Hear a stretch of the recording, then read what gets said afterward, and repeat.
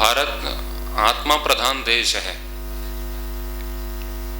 और यूरोप की जो संस्कृति है वो शरीर पर आधारित है, और शरीर और आत्मा में दोनों में बहुत भिन्नता है। शरीर है वो जड़ता का प्रतीक है, जड़ है, और आत्मा है वो चेतन है। जड़ और चेतन दोनों भिन्न है। तो हमारे विचारों में किस बात की प्रधानता है, हम किसको केंद्र मान करके जीते हैं, ये बहुत महत्वपूर्ण बात है। भारत ऐसा देश रहा है यहाँ पर अपने शरीर की भी पराधीनता हमें स्वीकार नहीं रही है, अपने मन की भी पराधीनता हमें स्वीकार नहीं रही है। हमारे ऋषि मुनियों ने हमें बहुत सारे सिद्धांत दिए, उन्होंने हमें वक्तव्य हमारे सामने रखे, कुछ ग्रंथ उन्होंने रखे। उस समय वो रहे तो लोगों को बहुत जागरूक किया अपने दौर में। उन्होंने बस यही समझाया कि गुलाम कभी नहीं रहना है, पराधीन कभी नहीं रहना है। तो हम अपने मन के गुलाम हैं, मन के पराधीनता में हम जी रहे हैं। तो मन तो हमारा है ना, परमात्मा ने हमें दिया है, और हमारी आत्मा का आवरण है चारों ओर, हम उसी से ढके हुए हैं इस शरीर से। तो आत्मा कैद है ये शरीर की जेल में। तो ये भी हमें स्वीकार नहीं थी, ये पराधीनता। इसीलिए हमें वर्षों की तपस्या और संघर्ष से मुक्ति प्राप्त होती है। इसीलिए इस मुक्ति के लिए एक ऐसा तंत्र बनाया ऋषियों ने, ऐसी व्यवस्था बनाई, आश्रम व्यवस्था। 4 आश्रम की व्यवस्था बनाई ऋषियों ने। तो सबसे पहला ब्रह्मचर्य आश्रम, उसके बाद में गृहस्थ आश्रम, उसके बाद में वानप्रस्थ आश्रम, और उसके बाद में संन्यास आश्रम। 4 भागों में विभाजित किया हमारे जीवन को, जिसमें सामान्यतः तो 100 वर्ष की आयु मान करके इसको 25-25 में बांटा है। और इसमें सबसे बड़ी विचित्र बात है कि जीवन के 100 वर्षों में से 75 जो वर्ष हैं वो आत्मा के लिए ही, बाकी के 25 वर्ष हैं आत्मा तो उसमें भी नहीं छूटनी है, लेकिन बाकी सामाजिक क्रियाकलाप, संतान की उत्पत्ति करना, अपने बच्चों का विवाह करना, घर बनाना, जो कुछ भी है जिसे भौतिक ऐश्वर्य अभ्युदय कहते हैं। तो ब्रह्मचर्य आश्रम में जब रहते हैं तो 25 वर्ष क्या करना है, आत्मा से संबंधित ही ज्ञान अर्जित करना है, तपस्या करनी है। क्या सत्य है, क्या असत्य है, क्या भोग है, क्या योग है, क्या पतन है, क्या उत्थान है, क्या विकास है, क्या विनाश है, क्या ईश्वर है, क्या अनीश्वर है, क्या आत्मा है कि अनात्मा है, क्या जड़ है, क्या चेतन है, ये सारी चीजों का अध्ययन गुरुकुल में पहले करते थे। तो 25 वर्ष किसके लिए? तो वो जो ज्ञान था वो किसके लिए था, हमारे लिए या किसी और के लिए? आत्मा के लिए था ना, वो हमारे लिए था। तो जीवन के 25 वर्ष उसमें व्यतीत हो जाते थे। फिर बाद में जब गृहस्थ आश्रम में आते थे तो फिर बहुत सारी जिम्मेदारियां बढ़ जाती हैं, उत्तरदायित्व तो बढ़ जाता है, तो वहां पर उतनी साधना नहीं हो पाती है। परिवार में बहुत सारी चीजें होती हैं देखने के लिए।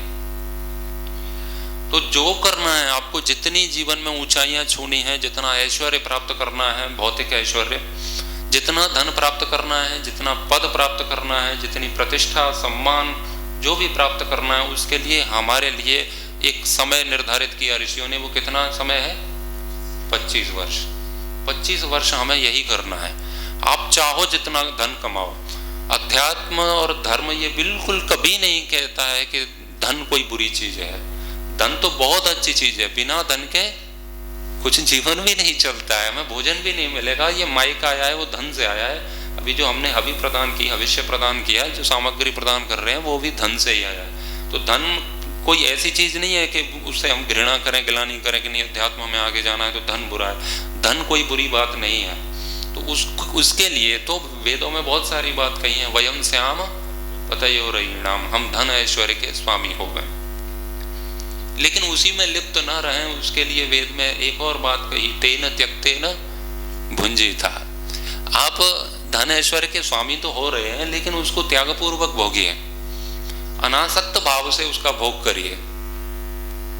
उसमें लिप्त नहीं हो जाना है कि आपने कमा लिया तो अब आप उसके स्वामी का अर्थ यही है थोड़े से नियंता बन गए, उसके एक व्यवस्था के संचालक बन गए हैं, आप उसके अधिपति बन गए, अब ये आपका ही हो गया, ऐसा बिल्कुल भी नहीं है। कुछ समय के लिए, कुछ साधनों की पूर्ति के लिए हमको वो सब मिला है। और हम वयम श्याम पतयो रयिणाम की प्रार्थना तो करते हैं, लेकिन वो तेन त्यक्तेन भुंजीथा भूल जाते हैं। हम ऐसा सोचते ही नहीं है कि इसके बाद भी हमें साधना करनी है, इससे विरत होना है, विरक्ति की भावना हमारे अंदर आए, विवेक हो, वो तो सोचते ही नहीं है। तो पहले के 25 वर्ष तो हमने उसमें बिता दिए, विद्या अध्ययन किया ही नहीं है, बस ऐसे ही खेल कूद, और जो जिसे विद्या कह रहे हैं वो तो विद्या है ही नहीं, वो तो एक वही पैसे वाली समझ वो है, वो तो एक नौकरी के लिए हम पढ़ रहे हैं कि ये सेवा मिले, ये पैसा कमाए, तो वो सब पैसे के लिए ही हो गया। वहां पर आत्मा परमात्मा जैसी तो कोई बात है नहीं, हम इसमें फंस जाते हैं। लेकिन गृहस्थ के बाद यदि वानप्रस्थ में जाते तो 25 वर्ष वन में रह करके तपस्या करनी है।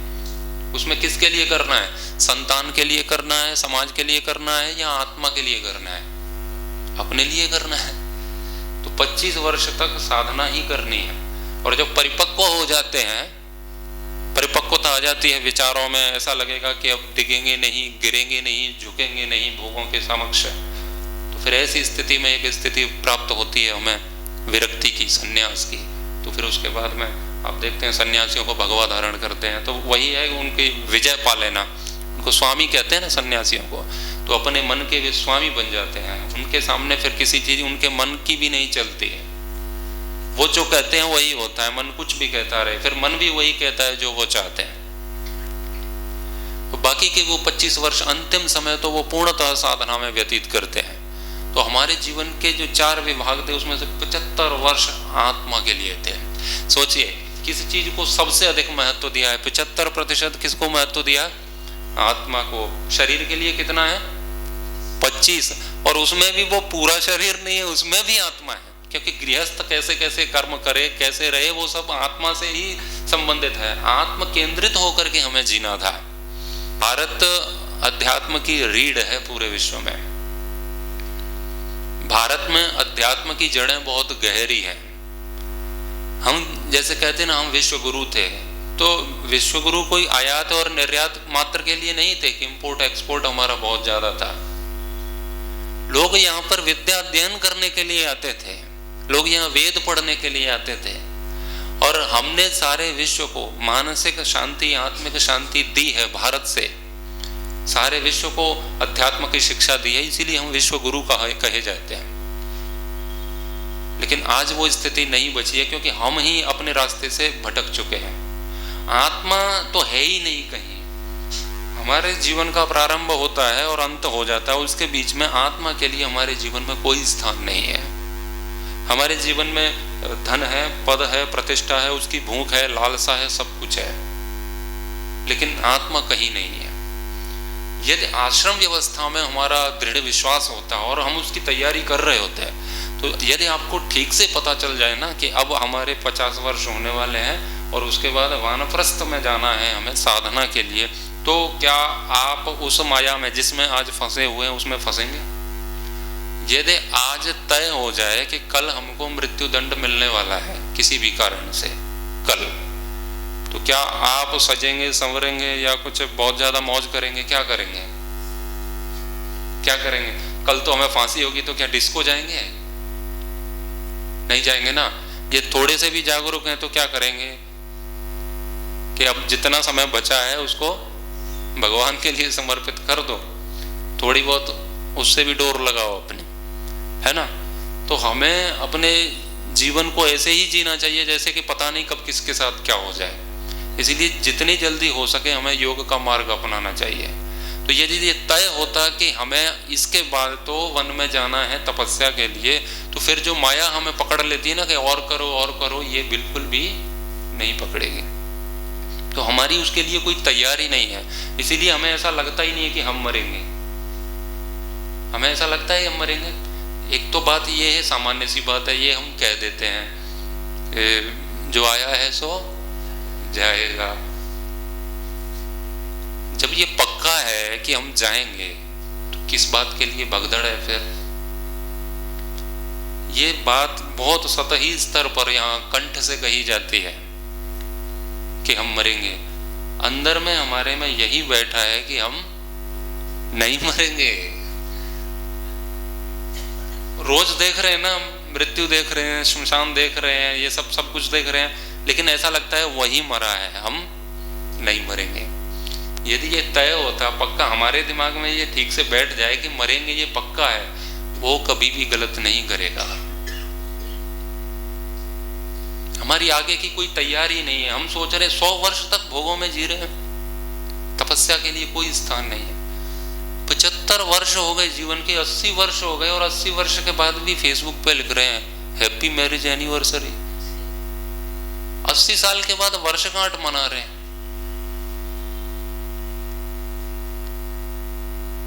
क्लब में डांस कर रहे हैं, वो कहाँ है आत्मा? वहां पर कहीं नहीं है। इतना सजना संवरना वीआईपी कल्चर में जीना, जो समय एकदम परमात्मा के लिए होना चाहिए था, आत्मा के लिए होना चाहिए था, वो पूरा शरीर पर केंद्रित हो गया है। अभी तो जन्मदिन मनाते हैं, 75-80 वर्ष में भी जन्मदिन मना रहे हैं। जिसने जन्म दिया उसका ध्यान ही नहीं है। किस पर जन्मदिन किसका है? शरीर का है कि आत्मा का? जन्मदिन मना रहे हैं हम किसका? शरीर का कि आत्मा का? शरीर का ही तो जन्म हुआ ना। तो उस समय हम किस पर केंद्रित हैं? शरीर पर कि आत्मा पर? शरीर पर केंद्रित हैं। ये सारी चीजें यदि हमारा दृढ़ विश्वास इसमें होता तो हम अपनी तैयारी पहले से कर चुके होते। हम अपने बच्चों को कह चुके होते कि भैया इसके बाद हम जाएंगे साधना के लिए, तपस्या के लिए, तुम्हें जो करना है वो करो।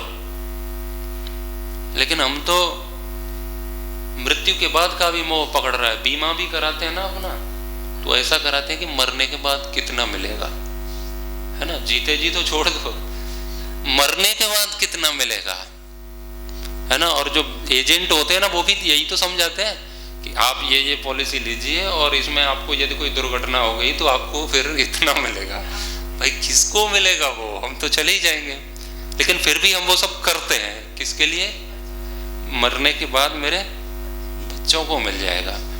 तो बच्चे में हम किसका प्रतिरूप देख रहे हैं? अपना ही तो देख रहे हैं कि वो मैं हूं, उसको भी हम मैं ही तो समझ रहे हैं ना। ये मैं हूं उसी को दे रहे, वो किसी और को देने के लिए तो तैयार नहीं है ना। उसमें नॉमिनी जो बनाते हैं ना, वो कौन है? बारिश कौन है? बच्चा ही तो है।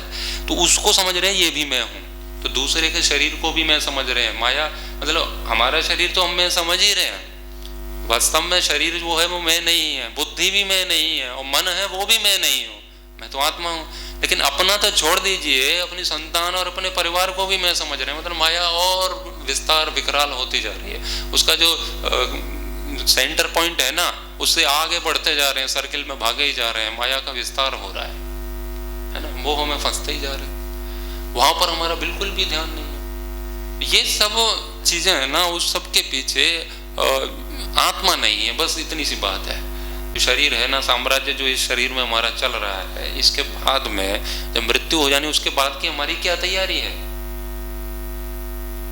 भारत में तो पुनर्जन्म का सिद्धांत सबसे पहले माना जाता है ना। आत्मा है तो पुनर्जन्म होगा, यदि आत्मा नहीं है तो बात खत्म, फिर तो कोई बात ही नहीं बनती।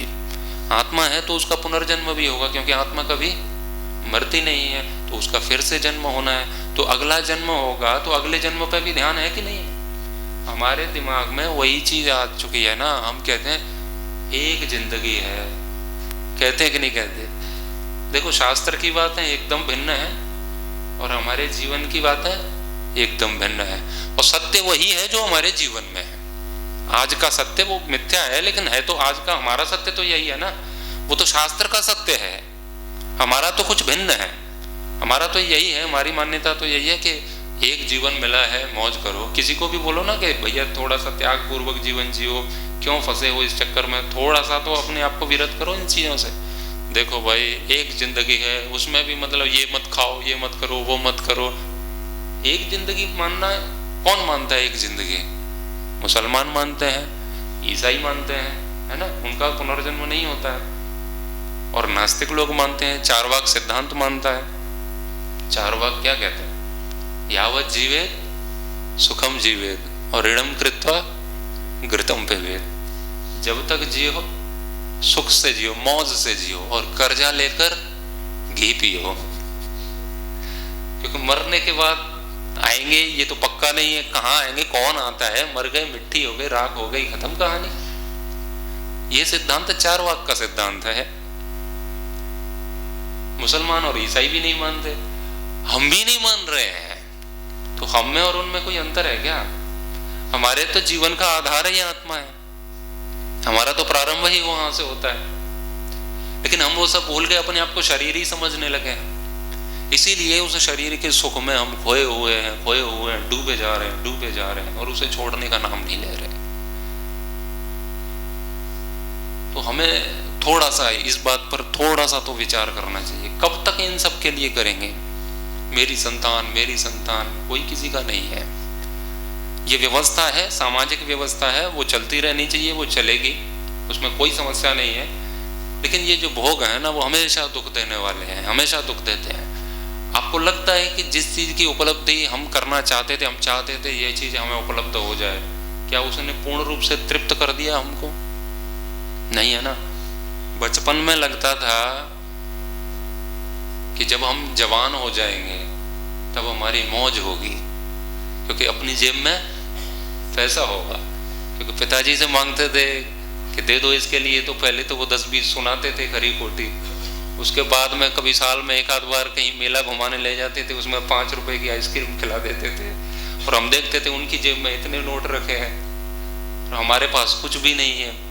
तो सोचते थे जब बड़े हो जाएंगे ना, पैसा आ जाएगा अपने पास और पावर होगी अपने पास, फिर बाइक उठाएंगे और कहीं भी जाएंगे, कहीं भी घूमेंगे, फिर आनंद करेंगे जिंदगी में बढ़िया से। जवान हो लिए, पैसा भी है और पावर भी है ना। पूछना ही नहीं है माता पिता को कि कहाँ जाना है, जिधर आए मुंह उठा के चल ही दिए। हम जो बचपन में कल्पना कर रहे थे, क्या उतना सुख मिला? मिल गया जवानी में? नहीं मिला। अब उसके बाद कहाँ की आशा है? उसके बाद कहाँ की आशा है?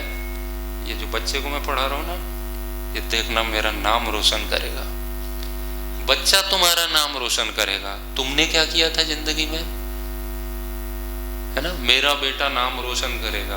अब बेटे के भरोसे जी रहे हैं, बेटा इतना कमाएगा, बेटे ऐसा शादी करेगा, ऐसी शादी करेगा, दहेज में इतना पैसा लेके आएगा, उससे मेरा मान होगा, मेरा सम्मान होगा, ये मुझे सुख देगा। कौन सुख देगा? संतान मुझे सुख देगी। कहाँ से शुरुआत हुई थी? बचपन में हम भी तो किसी की संतान ही थे ना। हम खुद सुखी नहीं थे, स्वयं सुखी नहीं थे, जवान हो गए तब भी सुखी नहीं है। अब हमारी इच्छा हो गई हमें संतान सुख देगी। ऐसा कोई व्यक्ति है जिसकी संतान ने उसे पूर्ण तृप्त कर दिया हो? कोई भी हो, कोई भी। वो सेवा कर सकते हैं हमारी, ऐसा नहीं है। अच्छी संतान हो सकती है, होती ही है, अच्छी संतान भी होती है। वो आपको भोजन देगी, आपको आवास देगी, आपके चरण वंदन करेगी, आपको कोई भी पीड़ा है तो शारीरिक रूप से आपको व्यवस्थाएं देगी। लेकिन मानसिक रूप से जो हमारी दरिद्रता है ना, अशांति है, उसको संतान भी दूर नहीं कर सकती, मतलब ही नहीं बनता। तो हम उनके सहारे जी रहे हैं। जब व्यक्ति मृत्यु के निकट होता है ना, तो बहुत घबराता है और बहुत रोता है। उसके पीछे क्या कारण है? उसके पीछे बस यही कारण है, अरे अभी तो मैंने कुछ भी नहीं किया। जब मरते हैं ना, तब ऐसा लगता है इतनी जल्दी मृत्यु आ गई, अभी तो सोचा ही नहीं था। अभी तो बहुत सारी व्यवस्थाएं पेंडिंग में पड़ी थी ना। वो नई वाली मल्टी बन रही है, उसमें तो पूरा जो 7वां फ्लोर बनना था अधूरा ही रह गया। पोता अभी अमेरिका गया है, वो अभी सेटल ही नहीं हो पाया है। इतनी जल्दी मर जाएंगे, मैंने सोचा ही नहीं था। और उसके लिए दुख, दर्द और पीड़ा होती है। जो लोग अपनी जीवन की सार्थकता सिद्ध कर लेते हैं ना, जिसके लिए जीवन मिला है और वो वह प्राप्त कर लेते हैं, उनके लिए फिर मृत्यु भी कोई चिंता की बात नहीं होती है। उनको उस बात से कोई अंतर नहीं पड़ता है, क्योंकि जिसके लिए आए थे वो कर लिया, अपना काम कंप्लीट हो गया है। अब किसी बात की कोई चिंता नहीं है। जो अधूरे मरते हैं ना, वो मृत्यु से डरते हैं, वो अधूरे ही जीते हैं। इसीलिए हमें ऐसा सोचना चाहिए कि किसी का समय कभी भी आ सकता है, और जिसके लिए जो समय मिला तो 75% नहीं तो कम से कम 25% ही हम आत्मा के लिए समय निकालें। तो जितना बीत गया उतना बीत गया। घर परिवार वो सब चलता है, चलता रहेगा, आप घर में ही रहेंगे, सब रहेंगे, लेकिन थोड़ा सा समय चिंतन के लिए निकालें, आत्मा के लिए निकालें, जो कि हम हैं और जिसके लिए हमें जन्म मिला। आप यहाँ यज्ञ करने के लिए आए थे और यज्ञ ही न कराया जाता या आप न कर पाते तो आपको यहाँ आने में सार्थकता सिद्ध होती कि निरर्थकता? निरर्थक होता ना। इतनी दूर से आए, इतना समय निकाल के आए, सुबह सुबह स्नान करके आए, यहाँ न यज्ञ हुआ न कुछ, हमारा समय और चला गया, कहेंगे कि नहीं? ऐसे ही हम कहाँ से आए, भगवान ने कहाँ से कहाँ भेजा, यहाँ आए, घूम फिर के इधर उधर ऐसे ही हो लिए कुछ न कुछ, बस काम खराब, निरर्थकता हुई कि नहीं? अभी हमें लगता है हमारे जीवन के जिसके लिए भगवान ने भेजा था वो हमें सार्थक सिद्ध किया है कि निरर्थक हो गया हमारे लिए? निरर्थक ही है। तो इसीलिए आत्मचिंतन के लिए समय निकालें, आत्मविद बने, आत्म केंद्रित होकर के जीवन व्यतीत करें। आपने मेरी बात को सुना, आपका बहुत बहुत धन्यवाद हो।